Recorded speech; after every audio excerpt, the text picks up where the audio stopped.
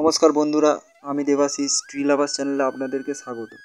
বন্ধুরা, আজ আমি আপনাদের সঙ্গে যে গাছটি নিয়ে আলোচনা করব সেই গাছটি নিয়ে আমি আগে ভিডিও করেছিলাম এবং আপনারা সেই ভিডিও দেখেছিলেন।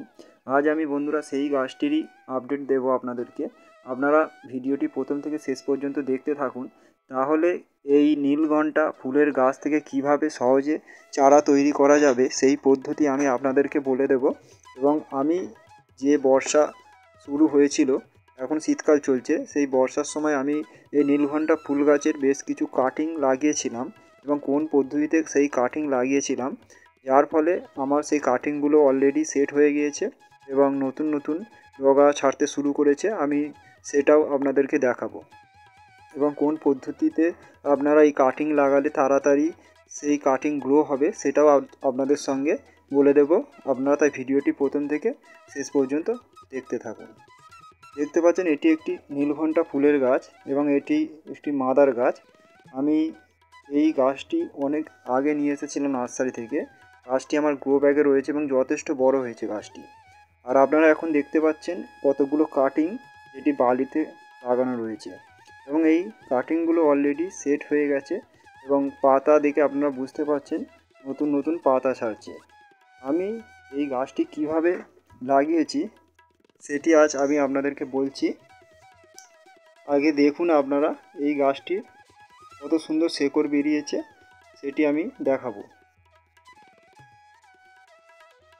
আমি বর্ষার শুরুতে বন্ধুরা কতকগুলো নীলঘণ্টা গাছের কাটিং করেছি এবং সেই কাটিংগুলোকে কি করেছি, ক্যারচা করে কেটে নেওয়া হয়েছে। ক্যারচা করে কেটে নেওয়ার পরে আমি বাড়িতে অ্যালোভেরা গাছ রয়েছে, সেই অ্যালোভেরা জেল লাগিয়েছি। অ্যালোভেরা জেল লাগিয়ে আমি বালিতে লাগিয়ে দিয়েছিলাম এবং সেটিকে একটি সেমিসেটে রেখেছিলাম এবং মাঝের মধ্যে ঠান্ডা জলে স্প্রে করেছি এবং বালিতে জল দিয়েছি যাতে কিনা বালিটা ভিজে ভিজে থাকে।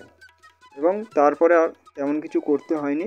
কিছুদিন পরেই আমি দেখলাম আমার গাছগুলো থেকে নতুন নতুন শিকড় বেরোতে শুরু করেছে।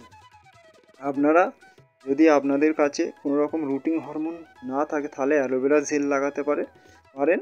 আর রুটিং হরমোন থাকলে তো খুবই ভালো হয়, তবে আমার কাছে রুটিং হরমোন ছিল না, সেই জন্য আমি অ্যালোভেরা জেল লাগিয়েছি। তাই আপনারা বাড়িতে যদি রুটিং হরমোন না থাকে তাহলে অ্যালোভেরা জেল লাগিয়ে কাটিং লাগিয়ে দেবেন। আপনারা বালিতে লাগাবেন, তাহলে কিন্তু খুব দ্রুত শিকড় বের হবে। তাছাড়া আপনারা ভার্মি কম্পোস্টে লাগাতে পারেন। ভার্মি কম্পোস্টে লাগালেও কিন্তু খুব তাড়াতাড়ি শিকড় বের হয়।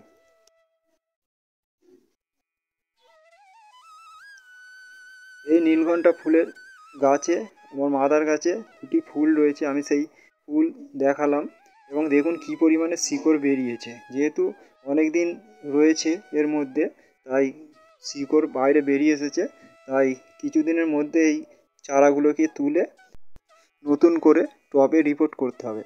কেননা এর মধ্যে বন্ধুরা বেশি দিন যদি আমি এইভাবে রেখে দিই তাহলে গাছগুলো আস্তে আস্তে শুকিয়ে যাবে এবং পাতা হলদেটে হয়ে যাবে এবং অবশেষে আমার গাছগুলো মারা যাবে। তাই কিছুদিনের মধ্যেই কিন্তু আমাকে এই কাটিং থেকে তৈরি করা চারাগুলোকে বের করে নতুন টবের মধ্যে রিপোর্ট করতে হবে, তাহলে কিন্তু গাছগুলি দিব্যি বাড়তে থাকবে। তো এইভাবে বন্ধুরা আপনারা কাটিং থেকে চারা তৈরি করবেন। আপনারা দেখুন বালির মধ্যে আমার কাটিংগুলো লাগানো রয়েছে, তাহলে খুব সহজেই কিন্তু আপনারা বাড়িতেই চারা তৈরি করে নিতে পারবেন। তবে হ্যাঁ বন্ধুরা, অবশ্যই আপনারা যদি বর্ষার সময় করবেন তাহলে কিন্তু খুব ভালো ফল পাবেন। কেননা বর্ষাকালে কাটিং লাগালে খুব তাড়াতাড়ি সহজে কাটিং থেকে শিকড় বেরোতে শুরু করে। তো বন্ধুরা, এই ছিল আজকের ভিডিওটি যদি আপনারা আমার দেখে কিছুটা উপকৃত হন তাহলে অবশ্যই আমার এই ট্রি লাভার্স চ্যানেলটিকে লাইক, কমেন্ট, শেয়ার এবং সাবস্ক্রাইব করে পাশে থাকবেন। এতক্ষণ ট্রি লাভার্স চ্যানেলের সঙ্গে থাকার জন্য এবং প্রথম থেকে শেষ পর্যন্ত ভিডিওটি দেখার জন্য আপনাদেরকে অসংখ্য ধন্যবাদ।